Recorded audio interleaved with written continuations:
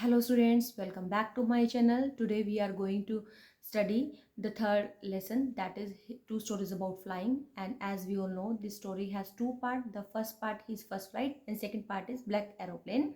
In my previous video I have already discussed the first part, and in this video we are going to study the second part, that is a black aeroplane. And this lesson is written by Frederick Forsyth, and this is a very mysterious story. And let's begin our lesson. Black aeroplane. The moon was coming up in the east behind me and stars were shining in the clear sky above me.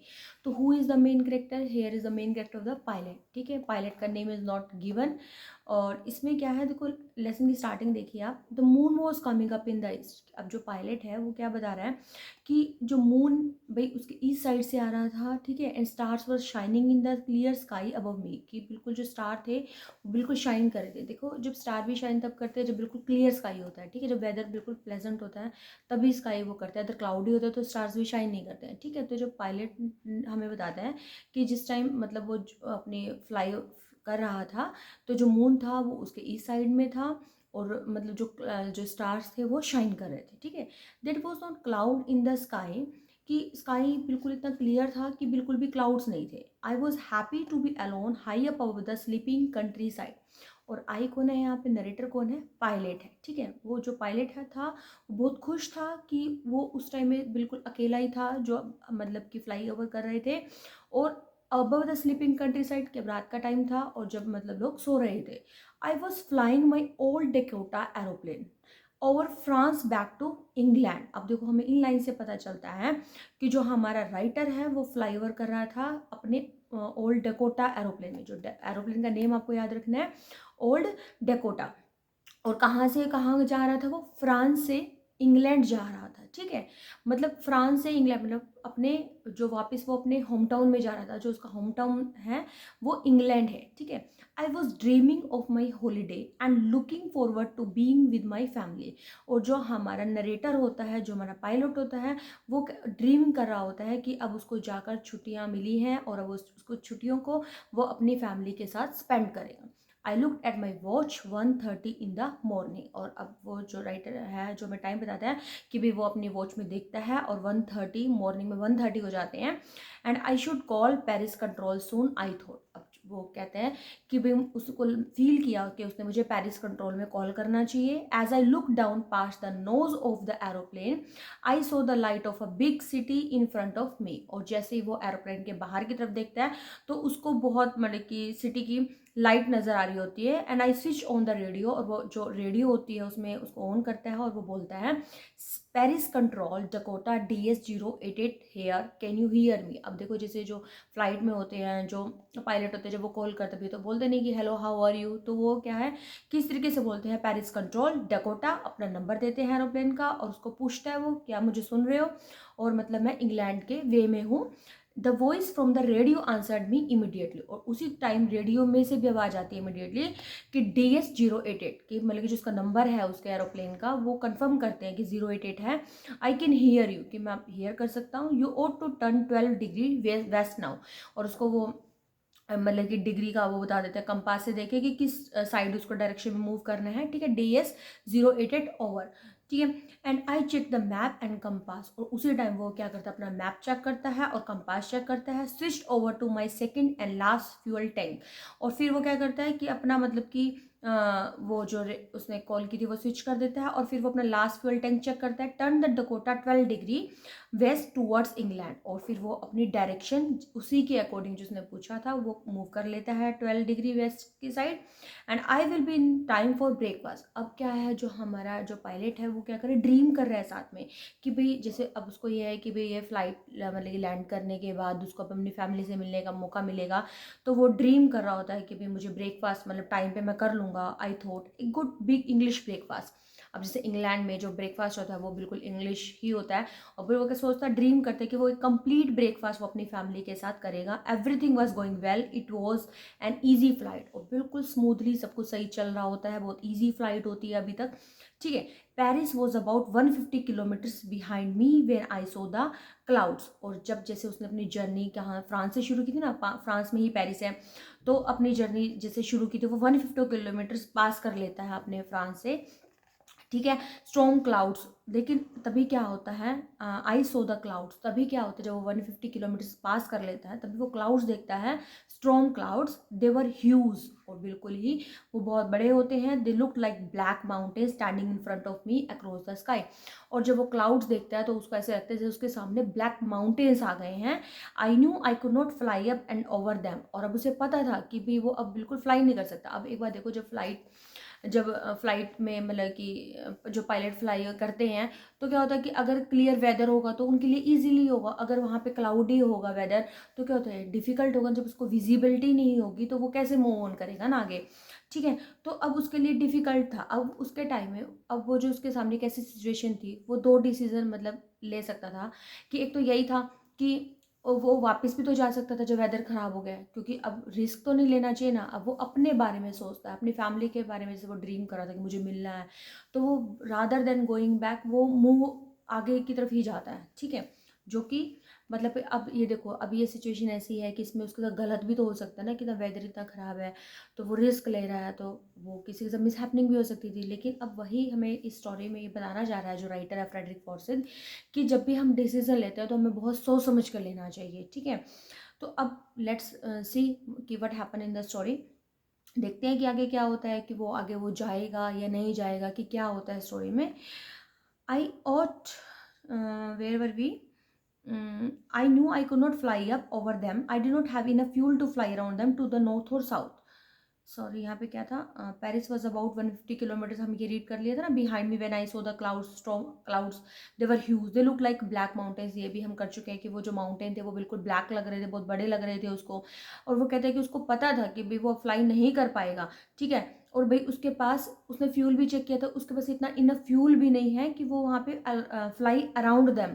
क्या होता है कि जैसे इनको एक मतलब कि बोला जाता है कि अगर जिस तरह अगर क्लाउडी मतलब कि वेदर है तो उनको क्या करते कर सकते हैं, वो उसी मतलब कि एरिया में वो राउंड राउंड मूव कर सकते हैं तब तक जब तक वेदर होता है, ठीक है। लेकिन अब वो भी नहीं कर सकता था वो, क्योंकि उसके जो टैंक था फ्यूल में, जो फ्यूल था वो भी बहुत कम था, ठीक है। तो I ought to go back to Paris, वो कहते हैं कि मैंने सोचा था कि मैं पेरिस वापस चला जाऊँ, I thought but I wanted to get home. लेकिन अब वही चीज़ उसके इमेजिनेशन माइंड में था कि उसको फैमिली के पास भी जाना है। आई वॉन्टेड दैट ब्रेकफास्ट, कि उसे जो ब्रेकफास्ट है वो भी करना है, ठीक है। I will take the risk, और अब वो कहते हैं कि मुझे रिस्क लेना पड़ेगा। I thought and flu that old Dakota straight into the storm, और वो कहता है कि भाई मैंने सोचा कि भाई अब तो मैं इस स्टॉर्म में से मतलब डकोटा को लेकर जाऊंगा, क्योंकि अब उसको उसकी फैमिली से मिलना है। इनसाइड द क्लाउड्स एवरीथिंग वो सडनली ब्लैक, जैसे ही वो उसमें जाता है, क्लाउड से होता हुआ जाता है, अपने एरोप्लेन को आगे की तरफ लेके जाता है, तो बिल्कुल हर चीज़ क्या होती है, बिल्कुल ब्लैक हो जाती है। It was impossible to see anything outside the aeroplane, और अब बिल्कुल ब्लैक क्लाउड्स में अब उसको कुछ भी दिखाई नहीं देता है, ठीक है। The old aeroplane jump and twisted in the air, तो तभी से जो ओल्ड एरोप्लेन मतलब कि जिस एरोप्लेन में वो बैठा हुआ था वो बिल्कुल थोड़ा सा पुराना था, और वो एकदम से जंप करना शुरू कर देता और हवा में बिल्कुल ट्विस्ट करना शुरू कर देता, क्योंकि बिल्कुल स्ट्रोमी वेदर था तो वहाँ पे तो वो ट्विस्ट तो करेगा ही, वेदर आ रहा है मतलब कि स्ट्रोमी वेदर में। I look at the compass, तभी वो कंपास में देखता है।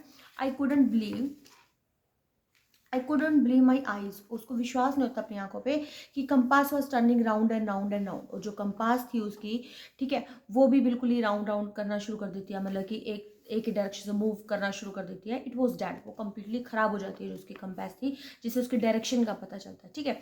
इट वो नॉट वर्क, और वो बिल्कुल भी काम नहीं कर रही थी। The other instrument were suddenly dead, और जो उसके अदर जो उसके एरोप्लेन में जो अदर इंस्ट्रूमेंट थे वो भी ख़राब हो जाते हैं। And I tried the radio, फिर वो कोशिश करता है कि रेडियो चलो ट्राई करता हूँ, Paris control can you hear मी, और वो इस तरीके से कहता है कि ठीक है, देयर वॉज नो आंसर, लेकिन वहाँ से भी कोई आंसर नहीं आता। रेडियो वॉज डेड टू, और जो रेडियो थी वो भी डेड हो जाती है। I was lost in the storm, और अब उसको ऐसा लगता है कि मैं तो स्टॉर्म में गुम हो गया हूँ। Then in the black clouds quite near me, अब उसको बिल्कुल पास में कुछ भी नहीं दिखाई देता, उसको सिर्फ क्या है, क्लाउड्स दिखाई देते हैं। तभी आई सो अनदर एरोप्लेन, और तभी एकदम से क्या होता है कि उसको एक दूसरा एरोप्लेन दिखाई देता है, and it and no lights on its wings. और जो एरोप्लेन वो देखता है उसमें भी क्या है कि कोई लाइट्स नहीं होती, कोई विंग्स नहीं होते, but I could see it flying next to me through the storm. लेकिन वो ये देखता है कि उसके साथ फ्लाई कर रहा है, and I could see the pilot face. लेकिन अब उसको पायलट का फेस दिखाई दे रहा है टर्न टूवर्ड्स मी, कि उसकी तरफ आ रहा है। I was very glad to see another person. अब एक बार देखो, वो खुश तो होगा ही, ऑब्वियसली खुश होगा कि ऐसी सिचुएशन में फंस गया था जहाँ पे बिल्कुल उसको डार्क है, कोई डायरेक्शन नहीं पता चल रही, जो जितने भी इंस्ट्रूमेंट है सारे वो ख़राब हो चुके हैं, ठीक है, किसी के साथ वो कांटेक्ट नहीं कर पा रहा था। लेकिन एकदम से उसको एक दूसरा एरोप्लेन दिखाई देता है, और जिसमें वो उस पायलट का फेस देख पाता है, ठीक है। वो बहुत खुश था उसे देख के, एंड उसने अपना हाथ उठाया, उसको वेव किया, ठीक है। एंड फॉलो मी, ही वो सेइंग फॉलो मी, और वो उसको कह रहा था कि भी मुझे फॉलो करो। He knows that I am lost, उसको ऐसा वो कहता है कि शायद उसको पता था कि मैं यहाँ पे गुम हो गया हूँ। I thought he is trying to help me, और मैंने सोचा कि भी वो मेरी हेल्प करना चाह रहा है। He turn his aeroplane slowly to the north, और उसने अपना जो एरोप्लेन है वो नॉर्थ साइड की तरफ मूव किया, इन फ्रंट ऑफ माई डकोटा, कि मेरे डकोटा के सामने। और इसलिए क्योंकि वो इसलिए था क्योंकि वो मेरे से आगे इसलिए जा रहा था क्योंकि वो ईजियर हो जाएगा, कि मैं उसको ईजिली फॉलो कर पाऊंगा। I was happy to go behind the strange aeroplane like an obedient child. जैसे एक ओबीडियंट चाइल्ड होता है, जैसे एक बच्चा होता है, ठीक है। जो ओबीडियंट बच्चे क्या होते हैं, वो जैसे भी जैसे उनके पेरेंट्स कहते हैं या जैसे उनके टीचर्स कहते हैं, वो उनको फॉलो करते हैं, तो वो उसी तरीके से अपने एज ए ओबीडियंट चाइल्ड बन के वो उसको फॉलो करता है, ठीक है। जैसे जिस डायरेक्शन में वो जा रहा होता है ब्लैक एरोप्लेन, उसी में ही वो मूव करता है। After half an hour, the strange black aeroplane was still there in front of me in the clouds. और हाफ एन आवर तक जो ब्लैक एरोप्लेन होता है वो उसके बिल्कुल ही साथ में ही होता है। Now there were only enough fuel in the Dakota last tank to fly over 5 or 10 minutes more. अब एक चीज़ और होती है कि जो उसमें जो एरोप्लेन में उसमें जो फ्यूल था वो भी बहुत कम था, ठीक है। इतना ही फ्यूल था कि वो 5 मिनट तक, 5 और 10 मिनट तक ही वो मूव कर सकता था। अब ये तो फियर उसका कम हो गया कि चलो उसको हेल्प मिल गई, ठीक है। लेकिन अब फ्यूल नहीं होगा तो उसके साथ कोई एक्सीडेंट भी हो सकता था, ठीक है। लेकिन अब उसके पास इतना ही था कि वो 5-10 मिनट्स तक मूव करे। I was starting to feel frightened again. अब फिर से उसको डर लगना शुरू हो गया कि अगर फ्यूल पहले ही खत्म हो गया, अगर वो अपने लैंड ओवर पहले नहीं कर पाया, लैंड नहीं कर पाया उसका जो प्लेन है, तो वो क्या करेगा। But then he started to go down. I followed through the storm, और फिर लेकिन उसने उसको उसी तरीके से फॉलो किया, और मतलब डाउन मतलब नीचे की तरफ अपना प्लेन किया। Suddenly I came out of the clouds, और अचानक से उसने देखा कि हाँ भैया वो उसका जो जो डेंजर सिचुएशन थी, ठीक है, क्लाउड से वो बाहर आ गया है। So two long straight lines of light in front of me, और अब वो अपने सामने 2 स्ट्रेट लाइन देख पा रहा था। जैसे क्या होता है कि एरोप्लेन लैंड करता है, ठीक है, मतलब कि टेक ऑफ करती है जब फ्लाइट क्या होती है, तो 2 वेज दिखाई देने शुरू हो जाते हैं। अब उसको वो दिखाई दे रहे थे, and it was a runway. और उसको पता लग गया था कि ये रनवे है जहाँ पे एयरपोर्ट को, मतलब एयरपोर्ट पे रनवे है जहाँ पे उसको टेक ऑफ करना है फ्लाइट को। I was safe. अब वो कहता है कि मैं सेफ था। I turn to look for my friend in the black aeroplane, but the sky was empty. और जैसे ही उसने अपना टर्न किया अपने फ्रेंड को देखने के लिए, स्काई बिल्कुल ही एम्प्टी था। देयर वॉज नथिंग देयर, कि वहाँ पे उसको कुछ भी दिखाई नहीं देता, बिल्कुल स्काई बिल्कुल क्लियर था। द ब्लैक एरोप्लेन वॉज गो, और जो ब्लैक एरोप्लेन जिसने उसकी हेल्प की थी वो जा चुका था। I could not see it anywhere, और उसको वहाँ पे कुछ भी कोई नहीं दिखाई दिया। I landed, was not sorry to walk away from the old Dakota near the control tower. अब वो क्या कहते हैं, जैसे वो बिल्कुल लैंड जब उसने कर लिया होता है तो वो बिल्कुल भी टाइम वेस्ट नहीं करना चाहता था, वो कंट्रोल टावर के पास जाता है। एंड आई वेंट, मैं गया और asked the woman in the control centre where I was and who the other pilot was. और फिर वो जैसे अपना एरोप्लेन लैंड करके फटाफट से, वो बिल्कुल भी टाइम वेस्ट नहीं करना चाहता था, वो कंट्रोलर रूम में गया। वहाँ पे एक वुमेन बैठी थी, और वो कहता है कि वहाँ पे सिर्फ या तो वुमेन थी या फिर मैं ही था। मैंने उसे पूछा, आई वॉन्टेड टू से थैंक यू, कि भाई जिस पर्सन ने मुझे हेल्प की थी मैं उसको थैंक यू कहना चाहता हूँ। She looked at me very strangely, लेकिन वो जो वुमेन होती है वो बहुत स्ट्रेंजली उसकी तरफ देखती है। देन लाफ्ड, और हंसना शुरू कर देती है। Another aeroplane up there in this storm, की दूसरा एरोप्लेन, कि स्टॉर्म में कोई दूसरा था। No other aeroplanes were flying tonight, yours was the only one I could see on the radar. वो कहते हैं कि भाई तुम्हारा ये आज की तो जो फ्लाइट थी वो सिर्फ तुम्हारी थी, मैं रडार पर देख पा रही हूँ कि सिर्फ तुम्हारा ही एरोप्लेन था, तुम्हारे एरोप्लेन के अलावा तो कोई और भी नहीं था, ठीक है। So who helped me to arrive there safely without a compass और a radio and without any more fuel in my tank. फिर वो कहता है कि भाई फिर मेरी हेल्प किसने करी, भाई मेरी तो कंपास भी आपने देखा कि इसमें काम नहीं करी थी, रेडियो भी काम नहीं करा था, इवन इनफ फ्यूल भी नहीं था उसके उसमें टैंक में। तो who was the pilot of the strange black aeroplane, कि जो जो उसने एक स्ट्रेंज ब्लैक एरोप्लेन देखा था, तो उसमें कौन वो पायलट था फ्लाइंग इन द स्टॉर्म, कि जो स्टॉर्म में फ्लाइंग कर रहा था विदाउट लाइट्स और विदाउट ही लाइट के साथ। तो इसी के साथ जो हमारा जो ये लेसन है वो ख़त्म हो जाता है एक मिस्टीरियस एंड के साथ, जो हमारा राइटर ने क्लियर नहीं करा है। ठीक है, हम मतलब जैसे पूरा लेसन ख़त्म हो गया, हमारे माइंड में क्वेश्चनिंग हमारे रीडर्स के ऊपर ही छोड़ दिया है कि भाई वो कौन होगा जो जिसने उसकी हेल्प की होगी, क्योंकि मेंशन ही नहीं है। क्योंकि जब वो वापस आता है तो उसे पूछता है वुमेन से कंट्रोलर रूम में, वहाँ पे तो कोई होता ही नहीं है, लेकिन उसकी तो हेल्प हुई है। तो वो हमारे ऊपर ही है, हमें क्या सोचना है इसका आंसर। हम ये, एक तो ये भी रीज़न हो सकता है कि वो जो ब्लैक एरोप्लेन है वो कोर्ट की कोई हेल्प हो उसके लिए। ठीक है, क्योंकि उस टाइम में तो कोई भी नहीं था वहाँ पे, बिल्कुल ही मतलब कि कुछ भी वर्क नहीं हो रहा था, कोई भी इंस्ट्रूमेंट, और ना ही वहाँ पे था कोई। तो वो क्या होता है, जब हम बुरी सिचुएशन में फंस सकते हैं तो वो हमारी उस सिचुएशन में हमारी हेल्प सिर्फ गॉड ही कर सकता है। ठीक है, और दूसरी चीज़ क्या है, एक ये चीज़ ये भी है, जो पायलट है उस टाइम जब वो डिसीज़न ले रहा था तो उसको यही डिसीज़न लेना चाहिए था कि उसको वहाँ से वापस चला जाए उस सिचुएशन से। जो वो पेरिस से 150 किलोमीटर आ चुका था, जब उसने देखा है कि स्ट्रॉम हो गया है, उसे मूव ऑन नहीं करना चाहिए था। ठीक है, लेकिन जो उसकी इमेजिनेशन है, जो उसकी मतलब कि डिज़ायर है, उसको फुलफ़िल करने के लिए वो रिस्क लेने के लिए भी तैयार हो जाता है। ठीक है, तो हमें इस स्टोरी में ये मैसेज मिलता है कि भाई हमें अपनी इमेजिनेशन को, अपनी फुलफ़िल डिज़ायर्स को फुलफ़िल करने के लिए हमें रिस्क नहीं लेना चाहिए, दूसरों की लाइफ का रिस्क नहीं लेना चाहिए। अब वो फ्लाइट को लेकर जा रहा था, वो अपनी लाइफ तो रिस्क में कर रहा था, दूसरों की लाइफ को भी तो रिस्क में कर रहा था ना। वो तो क्या है कि फॉर्चुनेटली है कि वो सेव हो गया उसकी लाइफ, लेकिन दूसरा पार्ट ये भी तो हो सकता था, वो अपने आप को रिस्क में भी तो डाल सकता था ना। तो इसलिए जब भी हम कोई डिसीज़न लेते हैं, हमें सिर्फ इस बेसिस पे नहीं लेना चाहिए चलो वो जो होगा देखा जाएगा, नहीं। हमें उस सिचुएशन को पहले जनरलाइज करना चाहिए कि उसके बैड और वर्स इफेक्ट भी हो सकते हैं, पूरा सोच समझ के डिसीज़न लेना चाहिए। ठीक है, तो पायलट को भी मतलब उस टाइम में डिसीज़न यही लेना चाहिए था कि उसको वापस जाए, वो नेक्स्ट डे भी अपनी फैमिली से मिल सकता था। लेकिन जो उसकी मतलब कि उसने माइंड में ये बना लिया था कि नहीं मेरे को हॉलीडेज़ है, मुझे अपनी फैमिली के साथ ब्रेकफास्ट करना है, तो वो नहीं करना चाहिए था उसको। ठीक है, तो ये जो लेसन है हमारा थर्ड है, तो दोनों स्टोरीज जो अपना अपना एक मैसेज देना चाहती है, वो मैसेज हमें याद रखना है जैसे।